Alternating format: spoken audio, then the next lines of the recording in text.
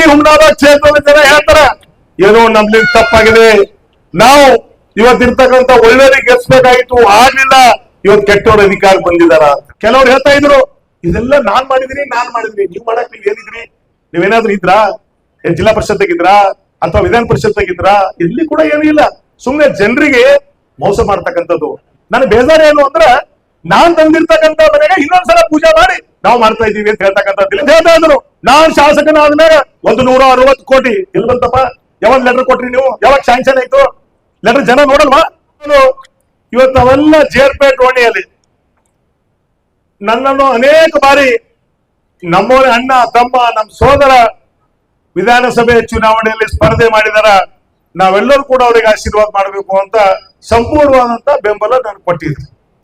ನಾನು ವಿಧಾನಸಭೆ ಕಳಿಸಿದ್ರಿ, ನಾನು ವಿಧಾನಸಭೆ ಮೂಲಕ ನಾನು ರಾಜ್ಯದಲ್ಲಿ ಸಂಪುಟ ದರ್ಜೆ ಸಚಿವನಾಗಿ ಕೂಡ ನಾನು ವಿದೇಶಕ್ಕೆ ಹೋದ್ರು ಕೂಡ ಯಾರಪ್ಪ ಇವರು ಅಂದ್ರೆ ಹುಮ್ನಾಬಾದ್ ಶಾಸಕರು, ಇವನ್ ಜೇರ್ಪೇಟದಲ್ಲಿ ಇರ್ತಕ್ಕಂಥ ಒಬ್ಬ ಹುಡುಗ ಇವತ್ತು ಅಲ್ಲಿವರೆಗೆ ಮುಟ್ಟಿದಾನೆ ಅಂತ ಹೇಳ್ತಕ್ಕಂಥದ್ದು ಯಾರಾದ್ರು ಕಾಣಿದ್ರೆ ಅದು ಕಾಣ್ಬಿಟ್ರು ನೀವು. ಇವತ್ತ ಯಾವ ರೀತಿ ಇವತ್ತೇನು ಸಾಗರ್ ಖಂಡ್ರೆ ಅವ್ರು ಹೇಳಿದ್ರು, ಇವತ್ತ ನಮ್ಮ ಯುವಕರು ಸಾಗರ್ ಖಂಡ್ರೆ ಅವ್ರು ಹೇಳಿದ್ರು, ಪಾಪ ಅವರು ಬಹಳ ಸರಳ ಇರ್ತಕ್ಕಂಥ ನಮ್ಮ ಯುವಕ ಮಿತ್ರರು.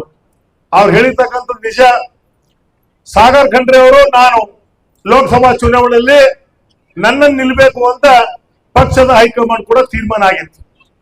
ಆದ್ರೆ ನಾನು ಸಾಗರ್ ಖಂಡ್ರೆ ಅವ್ರ ಜೊತೆಲಿ ಮಾತಾಡಿದಾಗ, ಇಲ್ಲ ಸಾಗರ್ ಖಂಡ್ರೆ ಅವರು ಇಲ್ಲ ಅಂಕಲ್ ನಾನು ನಿಂದಿರ್ಬೇಕಾಗಿದೆ, ನಾನು ಒಂದ್ಸಲ ಅವಕಾಶ ಕೊಡ್ರಿ ಅಂದಾಗ ನಾನಂದ ಆಯ್ತು ಮುಂದೆ ಬೇರೆ ಚುನಾವಣೆಯಲ್ಲಿ ನೋಡೋಣ ಅಂತ ಹೇಳಿ ಸಾಗರ್ ಖಂಡ್ರೆ ಅವರು ಇದ್ದಿದ್ದ ಫ್ಯಾಕ್ಟ್ ಇವತ್ತು ಮಾಧ್ಯಮ ಸ್ನೇಹಿತರೆದ್ರು ಕೂಡ ಮೊದಲು ಹೇಳಿದಾರಪ್ಪ. ಇವತ್ತು ನಾನು ಅವ್ರಿಗೆ ಅಭಿನಂದನೆ ಸಲ್ಲಿಸ್ತೀನಿ. ಯಾವಾಗ ನೇರ ಯಾವಾಗ ಇರ್ತಕ್ಕಂಥದ್ದು ಅದು ನೇರವಾಗಿ ಹೇಳ್ತಕ್ಕಂಥವ್ರು ಇವತ್ತು ನಮ್ಮ ಸಾಗರ್ ಖಂಡ್ರೆ ಅವರು. ಅವಕಾಶಗಳು ಬರುತ್ತೆ, ಅವಕಾಶಗಳು ಹೋಗುತ್ತೆ. ನಾವಿರ್ತಕ್ಕಂಥ ಸಮಯದಲ್ಲಿ ನಾವು ಕೊಟ್ಟಂತ ಕೊಡುಗೆ ಏನು. ಇವತ್ತು ಇವೆಲ್ಲ ಜೇರ್ಪೇಟದಲ್ಲಿ ನನಗೆ ಅನಿಸ್ತದೆ, ನಾನು ನಿಮ್ಗೆ ಅಷ್ಟು ಮಂದಿ ಕೊನೆ ಹಿಡಿತೀನಿ, ನೀವು ನನಗೆ ಅಷ್ಟು ಮಂದಿ ಕೊನೆ ಹಿಡಿತೀರಿ. ಇದು ಯಾವುದೋ ಹೊಸದಲ್ಲ. ಕೆಲವೊಂದು ಸಲ ಏನ್ ಗುರ್ತಾಯಿ, ಕೆಲವೊಂದ್ ಸಲ ಹಿಂದೆ ಮುಂದೆ ಆಯ್ತದ, ಏನ್ ಮಾಡಕ್ ಆಗಲ್ಲ. ಕೆಲವೊಂದ್ ಸಲ ಹಿಂದೆ ಮುಂದೆ ಆಯ್ತದ, ಅದಕ್ಕೆ ಏನು ಮಾಡಕ್ ಆಗಲ್ಲ. ಸಮಯ ಅನುಗುಣವಾಗಿ ಅದಕ್ಕೂ ಕೂಡ ನಾವು ತಪ್ಪು ತಿಳ್ಕೊಂಬಲ್ಲ. ಯಾಕಂದ್ರೆ ಡಾಕ್ಟರ್ ಬಾಬಾ ಸಾಹೇಬ್ ಅಂಬೇಡ್ಕರ್ ಅವರು ಕೊಟ್ಟಂತ ಮತದಾನ ಹಕ್ಕು ಏನಿದೆ, ಇವತ್ತು ಆ ಮತದಾನ ಹಕ್ಕು ನೀವು ಯಾರಿಗ್ ಬೇಕಾದ್ರೂ ಚಲಾಯಿಸ್ತಕ್ಕಂತ ಹಕ್ಕು ಅದು ನಿಮಗಿದೆ. ಇವತ್ತ ಆ ಎಲೆಕ್ಟ್ರಾನಿಕ್ ಅಲ್ಲಿ ಹೋಗಿದಾಗ ಆ ಮತ ನೀವ್ ಯಾರಿಗ್ ಹಾಕ್ಬೇಕಂತ್ರಿ, ನೀವೇನ್ ಮನುಷ್ಯನ ಇಟ್ಕೊಂಡು ಹೋಯ್ತ್ರಿ, ಅಲ್ಲಿ ಒಂದು ಸಲ ಟುಯ್ ಅಂತು ಅಂದ್ರೆ ಅದು ಮುಗಿದೋಯ್ತು, ಟೊಯ್ ಆಯ್ತು. ಇವತ್ತು ಇಡೀ ಹುಮ್ನಾಬಾದ್ ಕ್ಷೇತ್ರದ ಜನ ಹೇಳ್ತಾರ ಏನೋ ನಮ್ಲಿಂದ ತಪ್ಪಾಗಿದೆ, ನಾವು ಇವತ್ತಿರ್ತಕ್ಕಂಥ ಒಳ್ಳೆಯವ್ರಿಗೆ ಗೆಲ್ಸ್ಬೇಕಾಗಿತ್ತು, ಆಗ್ಲಿಲ್ಲ, ಇವತ್ತು ಕೆಟ್ಟವ್ರ ಅಧಿಕಾರ ಬಂದಿದಾರ ಅಂತ. ಇವತ್ತು ಅನೇಕ ಬಾರಿ ಅನೇಕ ಕಾರ್ಯಕ್ರಮಗಳು ಹೋಗಿದಾಗ ಅನೇಕ ಜನ ಹೇಳ್ತಾರೆ. ಇವತ್ತು ನಾನ್ ಹೇಳಕ್ ನಿಮ್ಗೆ ಇಚ್ಛೆ ಪಡ್ತೀನಿ, ಇವತ್ತು ಇಲ್ಲಿ ಹುಮ್ನಾಬಾದ್ದಲ್ಲಿ ಎಷ್ಟೊಂದು ಮನೆ ಏನಪ್ಪಾ ಪಪ್ಪು ದೇವಣಿ ಹುಮ್ನಾಬಾದ್ದಾಗ ಇಲ್ಲೆಲ್ಲ ಮನೆ ಜೇರ್ಪೇಟದಾಗ ಯಾವಾಗ ಪ್ರಾರಂಭ ಆಯ್ತಮ್ಮ ತಾಯಿ? ಎಷ್ಟು ಮಂದಿಗೆ ಮನೆ ಕೊಟ್ಟಿದೀವಿ? ನಾನು ಎಮ್ಮೆಲ್ಲೆ ಇದ್ದ, ನಾನು ಇದ್ದಾಗ ಕೊಟ್ಟಿದ್ದಿಲ್ಲ ಹೇಳ್ರಿ. ನಡ್ಬಕ್ ಪಾಪ ಯಾರೋ ಹೇಳ್ತಾರೆ ನಾವು ಮಾಡಿದೋ ನೀವು ಮಾಡಿದೋ ಯಾರು ಮಾಡ್ಲಕ್ ಅವ್ರು ಏನು ಇದ್ದಿಲ್ಲ. ಯಾರು ಏನಿದ್ರಿ ಹೇಳ್ರಿ? 2013-14 ನಾವು ಮನೆಗಳು ತಂದಿ ಸುಮಾರು 250 ಮನೆಗಳನ್ನ 150 ಮನೆಗಳು ನಮ್ ಜೇರ್ಪೇಟೆಯಲ್ಲಿ ಸ್ಲಮ್ ನಲ್ಲಿ ಒಂದು ಮನೆಗೆ 5 ಲಕ್ಷ ರೂಪಾಯಿ ಸಿಗ್ತಕ್ಕಂತ ನಮ್ಮ ಉಮೇಶ್ ಜಮಿಗೆ ಇದ್ದಾರಲ್ಲ, ಇವತ್ತೆಲ್ಲ ಇಷ್ಟೊಂದು ಕೆಲಸ ನಾವೆಲ್ಲ ಮಾಡಿದೀವಿ. ಆಗತ್ತೆ ಒಂದೊಂದ್ಸಲ ಹಿಂದೆ ಮುಂದೆ, ಅದಕ್ಕೆ ನಾವು ಕೂಡ ವಿಚಾರ ಮಾಡೋದು. ಕೆಲವ್ರು ಹೇಳ್ತಾ ಇದ್ರು ಇದೆಲ್ಲ ನಾನ್ ಮಾಡಿದೀನಿ ನೀವು ಮಾಡಕ್ ನೀವ್ ಏನಿದ್ರಿ, ನೀವೇನಾದ್ರೂ ಇದ್ರಾ, ಏನ್ ಜಿಲ್ಲಾ ಪರಿಷತ್ ಇದ್ರಾ ಅಥವಾ ವಿಧಾನ ಪರಿಷತ್ ಇದ್ರಾ? ಇಲ್ಲಿ ಕೂಡ ಏನೂ ಇಲ್ಲ. ಸುಮ್ನೆ ಜನರಿಗೆ ಮೋಸ ಮಾಡ್ತಕ್ಕಂಥದ್ದು, ಜನರಿಗೆ ಯಾವ ರೀತಿ ಅವ್ರಿಗೆ ಯಾವ ರೀತಿ ಹೇಳ್ತಕ್ಕಂಥದ್ದೆಲ್ಲ ಮತ್ತೊಬ್ರು ಬೇರೆ ಬೇರೆ ಹೇಳ್ತಾ ಇದಾರೆ. ಅದಿಲ್ಲ ನಾವು ಮಾಡಿಸಿದೀವಿ ಅವ್ರು ಮಾಡ್ಸಕ್ ಅವ್ರ ಕೈದಾಗ ಅಧಿಕಾರ ಏನು? ನಾನ್ ಹೇಳಿ ಸರ್ಕಾರ ವತಿಯಿಂದ ಇಲ್ಲಿ ಏನಾಗ್ಬಿಟ್ಟಿದೆ, ಹುಮ್ನಾಬಾದ್ದಲ್ಲಿ ಮಾಧ್ಯಮ ಸ್ನೇಹಿತರು ಕೂಡ ಕೂತಿದ್ರಿ, ಹುಮ್ನಾಬಾದ್ದಲ್ಲಿ 500 ಮನೆಗಳು ಸ್ಲಮ್ ಮನೆಗಳು ನಾನ್ ತಂದೆ, ಚುಡುಗುಪ್ಪ ಪಟ್ಟಣದಲ್ಲಿ 545 ಮನೆಗಳು ನಾವು ತಂದೆ. ಈಗಿರ್ತಕ್ಕಂಥವ್ರು ಹೊಸ ತಂದು ಪೂಜೆ ಮಾಡಿಲ್ಲ. ನನಗೆ ಬೇಜಾರ ಏನು ಅಂದ್ರ ನಾನ್ ತಂದಿರ್ತಕ್ಕಂಥ ಮನೆಗೆ ಇನ್ನೊಂದ್ಸಲ ಪೂಜೆ ಮಾಡಿ ನಾವು ಮಾಡ್ತಾ ಇದ್ದೀವಿ ಅಂತ ಹೇಳ್ತಕ್ಕಂಥ ದಿಲೀಪ್ ಕುಮಾರ್ ಅವರೇ, ನೀವು ವಿಡಿಯೋ ಮಾಡ್ಕೊತಾ ಇದ್ರಿ, ಸರಿಯಾಗಿ ಮಾಡ್ಕೊಡ್ರಿ. ಯಾಕಂತ ಕೇಳ್ರಿ, ಕರೆಕ್ಟ್ ಅಲ್ಲ? 545 ಮನೆ ನಾನ್ ತಂದು ಪೂಜೆ ಮಾಡಿದ, ಹುಮ್ನಾಬಾದ್ನಾಗ 500 ಮನೆ ತಂದು ನಾ ಪೂಜೆ ಮಾಡಿದ. ಹೊಸದ್ ಮಾಡ್ಲಿ, ಈಗ ಚಂದ್ರಶೇಖರ್ ಪಾಟೀಲ್ ಇದಾರ, ಭೀಮರಾವ್ ಪಾಟೀಲ್ ಇದಾರ. ಅವ್ರವ್ರ ಅಧಿಕಾರದಲ್ಲಿ ಅವ್ರಿಗೆ ಏನೇನು ಸರ್ಕಾರ ಸೌಲಭ್ಯಗಳು ಸಿಗ್ತಾವ ತಂದು ಸ್ಕೀಮ್ ಲಾಂಚ್ ಮಾಡಿ ನಾವು ಸ್ವಾಗತ ಮಾಡೋಣ. ಯಾವಾಗ ರಾಜಶೇಖರ್ ಪಾಟೀಲ್ಗೆ ತಂದು ಅದೇ ಮಾಡಿ ನಾ ಮಾಡಿದ್ದೀನಿ ನೋಡ್ರಿ, ಜನ ಮುಗಿದು ಹೋಗ್ಲಕ್ ತಯಾರಿಲ್ಲ. ಜನರು ಬಹಳ ಜಾಗೃತರಾಗಿದ್ದಾರ. ಇವತ್ತು ಎಲೆಕ್ಟ್ರಾನಿಕ್ ಪ್ರಿಂಟ್ ಮೀಡಿಯಾ, ಇವತ್ತು ಸೋಷಿಯಲ್ ಮೀಡಿಯಾ, ಜನ ಇಷ್ಟು ಜಾಗೃತ ಆಗಿದಾರ. ಕ್ಷಣದಲ್ಲಿ ಹುಮ್ನಾಬಾದ್ ಕ್ಷೇತ್ರ ಇವತ್ತು ನಾನು ಇಲ್ಲಿ ಮಾತಾಡ್ತಾ ಇದ್ದೀನಿ, ಅಲ್ಲಿ ದುಬೈದ ನಮ್ಮ ಸ್ನೇಹಿತರು ನೋಡ್ತಾ ಇದಾರ, ಅಮೆರಿಕದಾಗ ನೋಡ್ತಾ ಇದಾರ. ರಾಜಶೇಖರ್ ಪಾಟೀಲ್ ಹುಟ್ಟುಹಬ್ಬ ಅಲ್ಲ. ಇವತ್ತು ನನಗೆ ಎಷ್ಟೋ ಜನ ಹೊರ ದೇಶದಿಂದ ಕೂಡ ವಿಶಸ್ ಕಳಿಸಿದಾರ, ಫೋನ್ ಮುಖಾಂತರ ನನ್ನನ್ನು ವಿಶ್ ಮಾಡ್ತಾ ಇದಾರ. ಇವತ್ತು ಹೇಳಕ್ ನಾನು ಏನ್ ಬಯಸ್ತೀನಿ ಅಂದ್ರೆ, ಯಾವುದೇ ಕೆಲಸಗಳು ನಾವು ಮಾಡಬೇಕಾಗಿತ್ತು ಅಂದ್ರೆ ಜನರ ಸೇವೆಗಾಗಿ. ಇವತ್ತು ನಿಮ್ಮಲ್ಲಿ ಇರ್ತಕ್ಕಂಥ ನೀವೇನ್ ನನಗೆ ಆಶೀರ್ವಾದ ಮಾಡಿದಿರಿ, ಆ ಒಂದು ನಿಟ್ಟಿನಲ್ಲಿ ನಿಮ್ ಸೇವೆ ಮಾಡ್ತಕ್ಕಂಥ ಪ್ರಾಮಾಣಿಕತೆ ಪ್ರಯತ್ನ ನಾನು ಮಾಡಿದೀನಿ ಅಂತಂದ್ರೆ ಯಾರು ಉಪಕಾರ ಸಲುವಾಗಲ್ಲ, ನನಗಿರ್ತಕ್ಕಂಥ ಕರ್ತವ್ಯ ನಿವಾರಣೆ ಮಾಡ್ತಕ್ಕಂಥ ಕೆಲಸ ನಾನು ಮಾಡಿದ್ದೀನಿ. ಇನ್ನೊಂದು ಮಾಧ್ಯಮ ಸ್ನೇಹಿತರೆ, ತಮಗೆಲ್ಲರಿಗೂ ಹೇಳಕ್ ಇಚ್ಛೆ ಪಡ್ತೀನಿ, ನಾನು ಮೊದಲನೇ ಸಲ 2003 ಈ ಹುಮ್ನಾಬಾದ್ ಕ್ಷೇತ್ರದಿಂದ ನಾನು ಗೆದ್ದಾಗ ಕರ್ನಾಟಕ ರಾಜ್ಯದ ಮುಖ್ಯಮಂತ್ರಿಗಳಾದಂತಹ ಸನ್ಮಾನ್ಯ ಶ್ರೀ ಎಸ್.ಎಂ. ಕೃಷ್ಣರವರು ರಾಜ್ಯದ ಮುಖ್ಯಮಂತ್ರಿಗಳಾದರು. ಆ ಸಮಯದಲ್ಲಿ ಡಾಕ್ಟರ್ ಮಲ್ಲಿಕಾರ್ಜುನ್ ಖರ್ಗೆಜಿ ಅವರು ಕೂಡ ಸಚಿವರಾಗಿದ್ರು. ಲಿಂಗೈಕ ಧರ್ಮಸಿಂಗ್ ಜಿ ಅವರು ಕೂಡ ಮಂತ್ರಿಗಳಾಗಿದ್ರು. ಇನ್ನು ಲಿಂಗೈಕ ಆದಂತಹ ನಮ್ಮ ಪೂಜ್ಯ ತಂದೆಯವರಂತಹ ಬಸವರಾಜ್ ಪಾಟೀಲ್ ಅವರು ಕೂಡ ಮಂತ್ರಿಗಳಾಗಿದ್ರು. ಯಾಕೆ 2003 ನಿಮ್ಗೆ ಮತ್ತೆ ಯಾಕೆ ಹೇಳಕ್ ಇಚ್ಛೆ ಪಡ್ತಾ ಇದ್ದೀನಿ ಅಂದ್ರೆ, ಮೊನ್ನೆ ಕೆಲವರು ಹೇಳ್ತಾ ಇದ್ರು ಇದು ಮಿರಾಜುದ್ದೀನ್ ಪಾಟೀಲ್ ಇದ್ದಾಗ ಆಗಿದೆ ಅಂತ. ನನ್ನ ಹತ್ರ ಎಲ್ಲ ಸರ್ಕ್ಯುಲರ್ ಇದೆ, ನಾನು ಯಾವುದು ಕೂಡ ಮಾಧ್ಯಮದವರಿಗೆ ಹೇಳ್ತಕ್ಕಂಥದ್ದಲ್ಲ. 2003-4 ಯಾವಾಗ ಸ್ಯಾಂಕ್ಷನ್ ಆಯ್ತು, ಯಾವಾಗ ಫೌಂಡೇಶನ್ ಲೇ ಮಾಡಿದೀವಿ, 2004 ಹುಮ್ನಾಬಾದ್ ಅವಾಗ ಯಾರಿದ್ರು ಶಾಸಕರು ಅವ್ರು ಹೇಳ್ತಾ ಇದ್ರು ಮಿರಾಜುದ್ದೀನ್ ಪಾಟೀಲ್ ಟೈಮ್ನಾಗ ಆಗಿದೆ. ಕೆಲವರು ಮಿಸ್ಗೈಡ್ ಮಾಡ್ತಕ್ಕಂಥದ್ದು ಬೇಡ. ದಯಮಾಡಿ ಯಾರಿಗೂ ಕೂಡ ಮಿಸ್ಗೈಡ್ ನಾನು ನಿಮ್ಗೆ ಕಾಪಿ ಕೊಡ್ತೀನಿ, ದಯಮಾಡಿ ನೀವಾದ್ರೂ ನೋಡಿ ಬರೀರಿ ಸತ್ಯತೆ ಏನಿದೆ. 2003 ನನ್ನನ್ನು ಹುಮ್ನಾಬಾದ್ ಕ್ಷೇತ್ರ ಜನ ಗೆಲ್ಸಿದಾಗ ಎಸ್.ಎಂ. ಕೃಷ್ಣ ಅವ್ರು ಹೇಳಿದ್ರು, ರಾಜಶೇಖರ್ ಪಾಟೀಲ್ ಅವರಿಗೆ ಹುಮ್ನಾಬಾದ್ ಕ್ಷೇತ್ರ ಜನ ಗೆಲ್ಸಿದಾರ, ಇದು ರಾಜ್ಯ ಕಾಂಗ್ರೆಸ್ ಸರ್ಕಾರದಿಂದ ಒಂದು ಗಿಫ್ಟ್ ಇವತ್ತು ಹುಮ್ನಾಬಾದ್ ಕ್ಷೇತ್ರಕ್ಕೆ ಆಗ್ಬೇಕು, ಶಾಶ್ವತ ಕುಡಿಯುವ ನೀರಿನ ಯೋಜನೆ ಆಗ್ಬೇಕು. ಆ ಸಮಯದಲ್ಲಿ 19 ಕೋಟಿ ರೂಪಾಯಿಗೆ ಆಗಿದೆ ಅಷ್ಟೇ. ಎಷ್ಟು? 19 ಕೋಟಿಗೆ ಆಗಿದೆ. ಇದೇ ನನ್ನ ಹತ್ರ RDPR ಎಷ್ಟು, ಸರ್ಕಾರ ಎಷ್ಟು, ಯಾವುದೇ ಎಷ್ಟು, ಮುನ್ಸಿಪಾಲಿಟಿ ಎಷ್ಟು ಅನ್ನೋದು ಕೂಡ ಇಲ್ಲಿ ಪ್ರತ್ಯೇಕವಾಗಿದೆ. ಇವತ್ತು ನಾವೆಲ್ಲ ಮಾಡಿ ಪಾಪ ಮಿರಾಜುದ್ದೀನ್ ಪಾಟೀಲ್ ರವರು 2004 ಶಾಸಕರಾದ್ರು, ಮಂತ್ರಿ ಆದ್ರು, ಆದ್ರೆ ಅದು ಕೆಲಸ ಮುಗಿಲಕ್ ಆಗ್ಲಿಲ್ಲ. ನಿಮ್ಗೆ ಗುರುತಿದೆ, ನಾನು ಸಚಿವನಾದ್ಮ್ಯಾಗ 2008 ಮತ್ತೆ ನಾನು ಶಾಸಕನಾಗಿದ್ದಾಗ ಅದು ಪೂರಾ ಕಂಪ್ಲೀಷನ್ ಮಾಡಿ ಅದು ಚಾಲನೆ ಕೊಡ್ತಕ್ಕಂಥ ಕೆಲಸನೂ ಕೂಡ ಅದು ರಾಜಶೇಖರ್ ಪಾಟೀಲ್ ಮಾಡ್ಯಾರ, ಯಾರು ಮಾಡಿಲ್ಲ. ಅದು ನಿಮ್ ಮುಖಾಂತರ ಹೇಳಕ್ ಇಚ್ಛೆ ಪಡ್ತೀನಿ.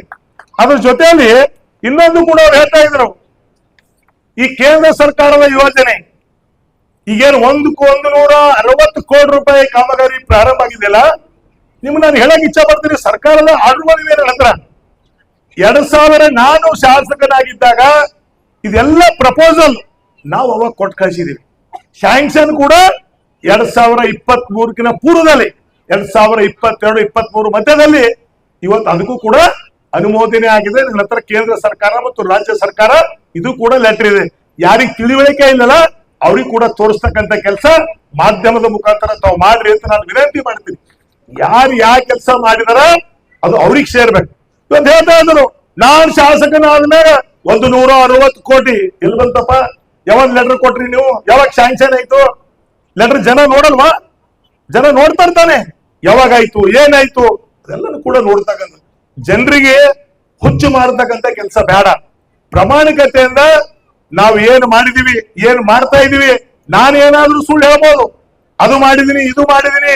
ಜನ ಮಾತಾಡ್ತಾರೆ, ಹಳ್ಳಿಗಳು ಹೋಗಿದಾಗ ರಾಜಶೇಖರ್ ಪಾಟೀಲ್ ಏನ್ ಭಾಷಣ ಮಾಡ್ತಾನಪ್ಪ, ಇದು ಅವ ಮಾಡ್ಯಾರೇನು, ಯಾರು ಮಾಡ್ಯಾರ, ಅದ್ರ ಬಗ್ಗೆ ಜನರಿಗೆ ಬಹಳ ಮನವರಿಕೆ ಇದೆ. ಅದಕ್ಕೆ ನಾನು ಹೇಳಕ್ ಇಚ್ಛೆ ಪಡ್ತೀನಿ, ಇವೆಲ್ಲ ವಿತ್ ರೆಕಾರ್ಡ್ಸ್ ನಮ್ಮ ಅಧ್ಯಕ್ಷರು ಅಫ್ಸರ್ ಅವರು ನಿಮಗೆಲ್ಲ ಮಾಧ್ಯಮ ಸ್ನೇಹಿತರಿಗೆ ಒಂದೊಂದು ಕಾಪಿ ಕೊಡ್ತಾರೆ.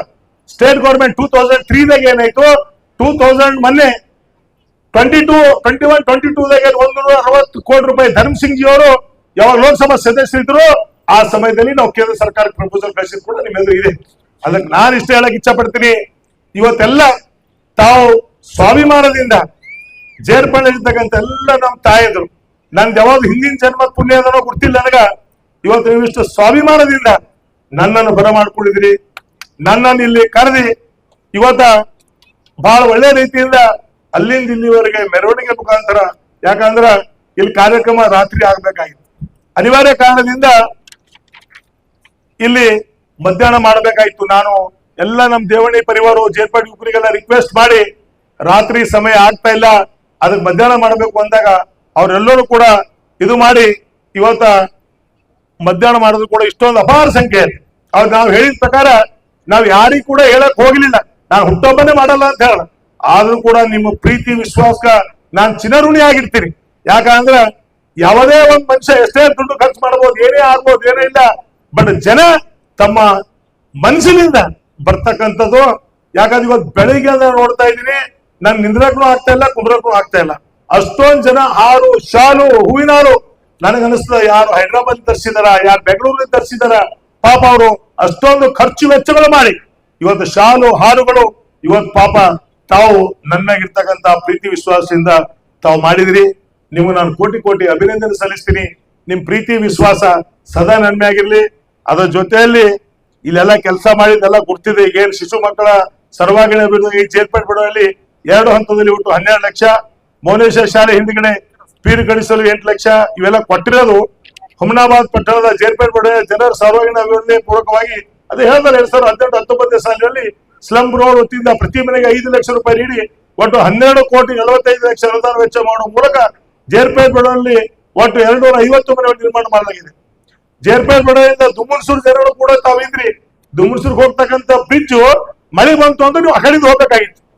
ಆ ಬ್ರಿಡ್ಜ್ ಕೂಡ 1 ಕೋಟಿ ರೂಪಾಯಿ ಕಲ್ಯಾಣ ಕರ್ನಾಟಕದಲ್ಲಿ ಬಿಡುಗಡೆ ಮಾಡಿ ಅದು ಕೂಡ ಕೆಲಸ ಮಾಡಿಸ್ತಕ್ಕಂಥ ಕೆಲಸ ನಾವು ಮಾಡಿದ್ವಿ. ಇವತ್ತೇನು 2018-19ರಲ್ಲಿ ಮೌಲಾಲಿ ವೃತ್ತದಿಂದ ಮೌನೇಶ್ವರ ಶಾಲೆವರೆಗೆ 1 ಕೋಟಿ ಅನುದಾನ ವೆಚ್ಚದಲ್ಲಿ ಸಿಸಿ ರಸ್ತೆ ನಿರ್ಮಾಣ ಕಾಮಗಾರಿ ಇವತ್ತೇನು ಅಲ್ಲಿಂದ ಮಾಡಿದೆವು, ಅದು ನಮ್ಮ ಸಮಯದಲ್ಲಿ ಆಗ್ಯದ. ಈಗೇನಾಗ್ಯದ ನನಗೆ ಗೊತ್ತಿಲ್ಲ. 2018 ಸಾಲಿನಲ್ಲಿ 30 ಲಕ್ಷ ಅನುದಾನ ವೆಚ್ಚ ಮಾಡಿ ಮೌನೇಶ್ವರ್ ಶಾಲೆಯಿಂದ ಕಾಳಪ್ಪ ಕಿರಾಣಿ ಅಂಗಡಿವರೆಗೆ ಇದೇನು ರಸ್ತೆ ಅದ ಸಿಸಿ ರೋಡು, ಇದ್ರೂ ಕೂಡ ಅದೇ ಸಮಯದಾಗಿದೆ. ಮೌನೇಶ್ವರ ಶಾಲೆಯಿಂದ ದುಮುರ್ಸೂರು ಹಳ್ಳದವರೆಗೆ 25 ಲಕ್ಷ ಅನುದಾನದಲ್ಲಿ ರಸ್ತೆ ನಿರ್ಮಾಣ ಕಾಮಗಾರಿ ಪೂರ್ಣ ಮಾಡಲಾಗಿದೆ. ಇವತ್ತು ಅನೇಕ ಕಾರ್ಯಗಳು ಇವತ್ತು ನಾವು ಮಾಡತಕ್ಕಂಥ ಕಾರ್ಯದಲ್ಲಿ ನಾವು ತೊಡಗಿದ್ದೀವಿ. ಇವತ್ತು ನಾವು ಹೇಳ್ತಕ್ಕಂಥ ಇಷ್ಟೇ ಇದೆ. ಇನ್ನು ನಾನು ಬಹಳ ಜನರು ನನ್ನ ಸುಪುತ್ರರಾದಂತ DCC ಬ್ಯಾಂಕಿನ ಉಪಾಧ್ಯಕ್ಷರಂತ ಅಭಿಷೇಕ್ ಪಾಟೀಲ್ ಅವರು, KMF ನ ನಿರ್ದೇಶಕರಾದಂತ ಬಬ್ಲು ಪಾಟೀಲ್ ಅವರು, ನನ್ನ ಇನ್ನೊಬ್ಬ ಸುಪುತ್ರರಾದಂತ ಅಕ್ಷಯ್ ಪಾಟೀಲ್ ಅವರು, ರುದ್ರಂ ಪಾಟೀಲ್ ಅವರು, ಅಕ್ಷಯ್ ತಾಳಂಪಳ್ಳಿ ಅವರು ಮತ್ತು ದತ್ತಕುಮಾರ್ ಚಿದ್ರಿ ಅವರು, ಇನ್ನು ಅನೇಕ ಜನ ತಾವೆಲ್ಲ ಇಲ್ಲಿ ಸೇರಿದಿರಿ. ಇವತ್ತೆಲ್ಲ ನಮ್ಮ ಬುಳ್ಳವ್ರ ಅವ್ರ ಕಡೆ ಕೂತಿದಾರ, ಡಾಕ್ಟರ್ ಇದಾರ, ಅನೇಕ ಜನ ಇವತ್ತು ವ್ಯಾಪಾರಸ್ಥರು ಕೂಡ ಇವತ್ತ ಏನೋ ನನಗೆ ಗೊತ್ತಿಲ್ಲ, ಹುಮ್ನಾಬಾದ್ ಅಲ್ಲಿ ಇರ್ತಕ್ಕಂಥ ವ್ಯಾಪಾರಸ್ಥರು ಕೂಡ ಬೆಳಗ್ಗೆ ನನ್ನ ಮನೆಗೆ ಬಂದು ನಾನು ಬಹಳ ಗೌರವದಿಂದ ಸನ್ಮಾನಿಸಿ ನನಗೆ ಶಾಲು ಹಾರು ಹಾಕಿ ಇವತ್ತು ಅವೆಲ್ಲ ಮಾಡಿದ್ರಿ. ನಾನು ಯಾವಾಗ್ಲೂ ನಾನು ಹೇಳಕ್ ಇಚ್ಛೆ ಪಡ್ತೀನಿ, ನಾವೆಂದೂ ಕೂಡ ನಮ್ಮ ಜೀವನದಲ್ಲಿ ನಾವು ಯಾರಿಗೂ ಕೂಡ ಕೆಟ್ಟದ್ ಮಾಡ್ತಕ್ಕಂಥ ವ್ಯವಸ್ಥೆಯ ರೂಪದಲ್ಲಿ ಹೋಗಿಲ್ಲ. ಯಾರೋ ನಾವು ವಿರೋಧ ಮಾಡಿದ್ರು ಕೂಡ ಅವ್ನ ಹಣಿಬಾರ್ ಅವ್ನ ಸಂಕಟ ಅವ್ನ ಮುಂದಾದ್ರೂ ಸುಧಾರಣೆ ಆಗ್ತದಂತ ಅದ್ರಲ್ಲಿ ಹೋಗ್ತೀವಿ. ನಮ್ ತಂದೆಯವರು ಒಂದೇ ಮಾತು ಹೇಳಿದ್ರು, ಯಾರಿಗ ನಿಮ್ಮಿಂದ ಒಳ್ಳೇದ್ ಮಾಡಕ್ ಆಗಿಲ್ಲ ಅಂದ್ರ ಅವ್ರಿಗೆ ಕೆಟ್ಟದ್ ಮಾಡಕ್ ಹೋಗ್ಬೇಡ್ರಿ ಅಂತ.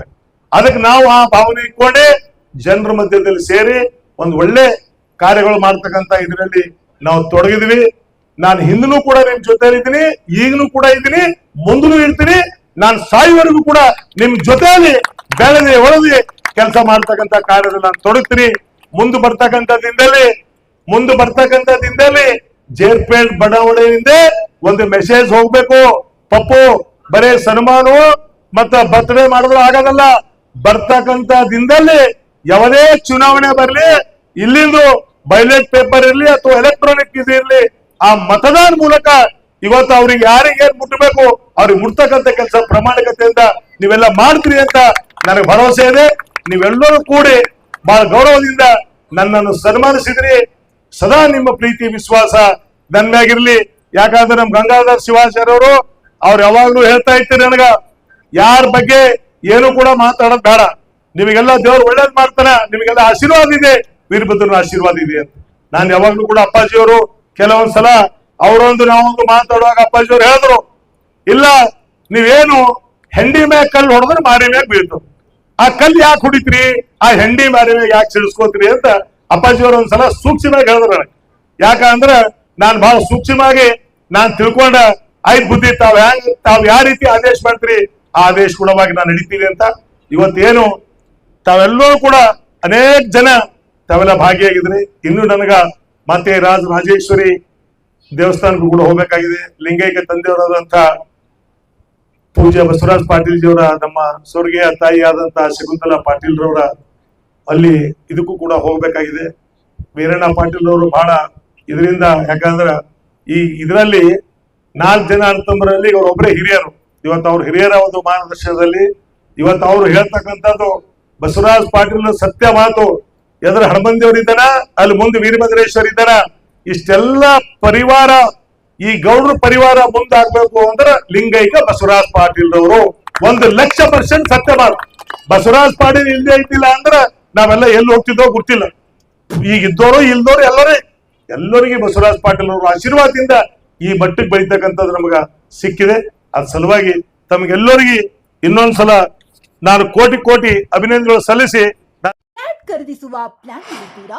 ಹಾಗಾದ್ರೆ ಕೇತಕಿ ಡೆವಲಪರ್ಸ್ ನಲ್ಲಿ ಮೂಲಭೂತ ಸೌಕರ್ಯಗಳುಳ್ಳ CC road, footpath, garden, under drainage, water supply, ಉತ್ತಮ ಪರಿಸರವುಳ್ಳ ಫ್ಲಾಟ್ಸ್ ಲೇಔಟ್ ಲಭ್ಯ. ಬೀದರ್, ಹುಮ್ನಾಬಾದ್ ಸೇರಿದಂತೆ ಹಲವು ಭಾಗಗಳಲ್ಲಿ ಸುಂದರ ಲೇಔಟ್ಗಳಿದ್ದು ಅತ್ಯುತ್ತಮ ಬೆಲೆ, ಇಎಂಐ ಸ್ಕೀಮ್ ಅನ್ನು ಲಭ್ಯ. ಹಾಗಿದ್ರೆ ತಡೆಯಾಕೆ, ಹಿಂದೆ ಸಂಪರ್ಕಿಸಿ 7676474747 MD ಸಂಗಮೇಶ್ ಚಿದ್ರಿ, ಹುಮ್ನಾಬಾದ್. ಗ್ರಾಹಕರ ಸ್ಯಾಟಿಸ್ಫ್ಯಾಕ್ಷನ್ ನಲ್ಲಿ ನಂಬರ್ 1 ತೃಪ್ತಿಕರ ದೈಹಿಕವಾದ ಹುಮ್ನಾಬಾದ್ನ ಎಸ್ವಿ ಟಿವಿಎಸ್ ಶೋರೂಮ್ ನಿಮಗಾಗಿ ತರುತ್ತಿದೆ ಹೊಸ ಮಾಡೆಲ್ಗಳ ಹೊಸ ಬೈಕ್ಗಳು. ಇಲ್ಲಿ ಟಿವಿಎಸ್ ನ ಸ್ಪೇರ್ ಪಾರ್ಟ್ಸ್ ಹಾಗೂ ಸರ್ವಿಸ್ ಕೂಡ ಲಭ್ಯ. ಹಾಗಿದ್ರೆ ತಡೆಯಾಕೆ, ಹಿಂದೆ ಭೇಟಿ ನೀಡಿ. ನಾಗಲಕ್ಷ್ಮಿ ದಾಬಾ ಹತ್ತಿರ, ಗುಲ್ಬರ್ಗಾ ರೋಡ್, ಹುಮ್ನಾಬಾದ್. ಹೆಚ್ಚಿನ ಮಾಹಿತಿಗಾಗಿ ಸಂಪರ್ಕಿಸಿ 8494951009.